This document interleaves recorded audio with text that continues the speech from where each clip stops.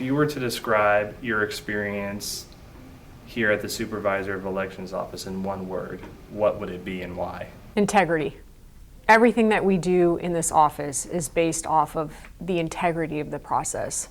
Without integrity, at every point, you cannot have voter confidence. And without voter confidence, you don't have a healthy republic where you have people participating in an election and having a representative democracy. So I think integrity is absolutely key to the electoral process. Mm-hmm. Mm-hmm.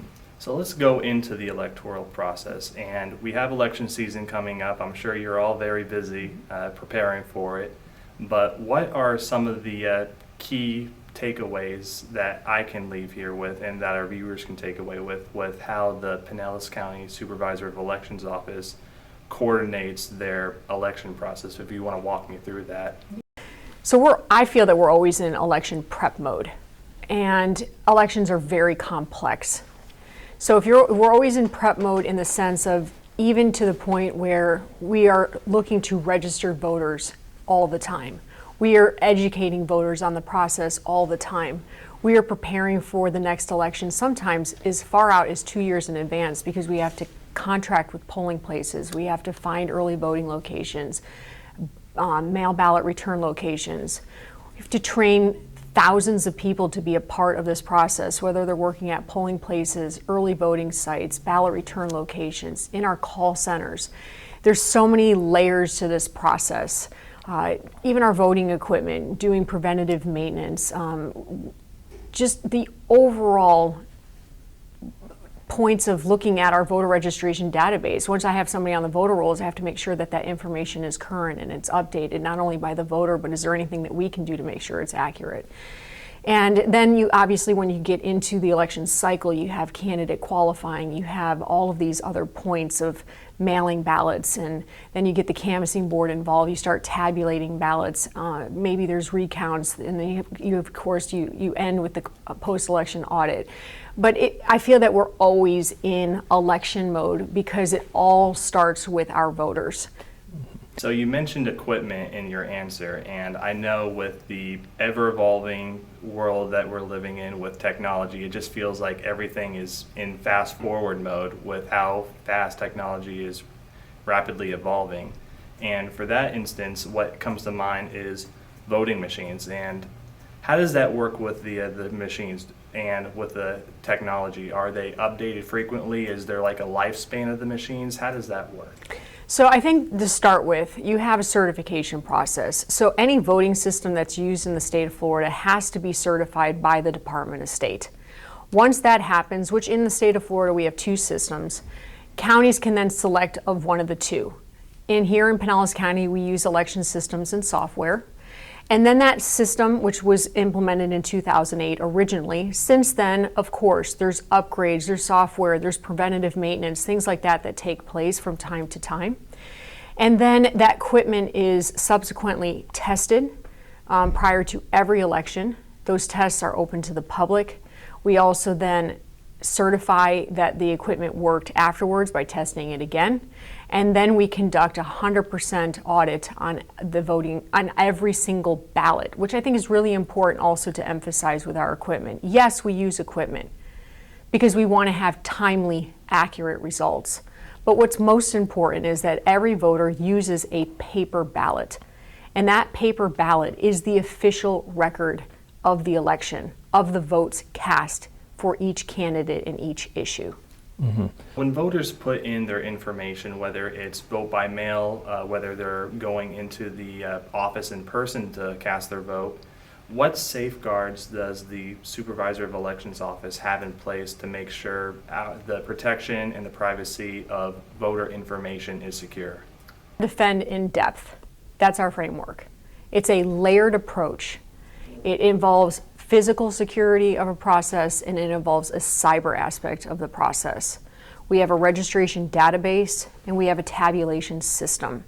The registration database has protocols in place to ensure that information is protected, and then we have a tabulation system that has certification processes in place, it has protocols in place, it has procedures, it has audits, it has logs, testing, all of these things to ensure that we do everything we can to mitigate a breach. And we also have a culture around here with our staff. We're in a constant state of what can we do to protect our processes, whether that's this building that we're sitting in, whether it's a voter at a polling place, whether it's a ballot, how do we store it? Every single thing that we do is to protect the integrity, again, of the process. Absolutely. And going into that as well, with so many options available for voters, whether it be vote by mail or going into a local polling place, I think we're living in an age where it's easy to get overwhelmed with a lot of different information. And I know your website in particular houses a lot of information to where it would be the best to vote by mail, maybe voting in person, whatever the case may be. But what are the steps for a new voter to get familiar with the process? I recognize that this is a complex process. We've talked about that. But my goal as a supervisor is to simplify it as much as possible so that a voter can walk through this process and hit the button that says that was easy. So educating voters is key, and that starts with, are you eligible to register to vote? If you are, here's how you can do that. Then once you are registered, make sure your information is up to date. Once you have all of that, okay, now we have an election coming, you can vote by mail. How do you make that happen? First, you have to request it. This is how you can do that. If you choose to vote in person, here are the dates to do that. These are the deadlines. This is what you need to bring with you. So we try at every point to make it simple. So we have a step 1, a step 2, step 3. And there's going to be a lot of information out there regarding elections, we know that. But our voters can go to votepinellas.gov. Our voters can pick up the phone and call us at 727-464-VOTE. And they can get accurate information about the elections process, and we can walk any voter through anything to ensure they have access to this process. And how can someone living in Pinellas County, specifically where we are right now, how can they be involved a little bit more intimately with how the voting process works rather than just coming in to place their vote? How can they support this process? I wouldn't just kind of sidestep the importance of voting. I mean, that is absolutely critical. So I would stand firmly behind cast your ballot. No matter how you do it, all of them are secure, all of them are convenient, whether that's mail, early, or in person election day. But absolutely, let's all take civic pride in what we have here in the United States and cast that ballot. But yes, like you said, there are layers where people can get involved. One is be a poll worker on election day. This is a civic duty that a lot of us need to take on as the next generation kind of ages out or doesn't want to do it anymore. We need the next generation to come up and follow suit on that. We also have early voting. We have call center opportunities. I know that the candidates and political parties have their processes. They have poll watchers who come in and look at processes. Again, everything that we do here is about transparency. Everything. Everything is open to the public. So whether you want to just see it firsthand, whether you want to work for us in making the process from beginning to end, there's all sorts of different positions, or you want to get involved in a campaign or with a political party, there's so many ways to get involved in our process. You speak about the next generation too, and it just seems, especially as we continue to go on, it just seems everyone just has technology in their pocket, whether it be a smartphone, a tablet, or whatever the case may be. And with so many different entities, whether it be on social media or elsewhere, I think it's easier now more than ever for people to get overwhelmed with information, especially about maybe learning about candidates specifically before they place their vote. So what would you recommend for a voter to do independent research? Where should they go and how should they research their candidates so they can make the best decision possible come election day? Sure, so we'll address this in two parts. One, the election process, and then to speak to what you were asking about, how do I get involved in understanding where candidates stand and the issues, so on and so forth. So I know there's lots of different platforms that people can go to, and I think that that is up to the voters' comfortability level. Whether they want to choose social media as a way to connect with candidates or the platforms, and then that's their choice.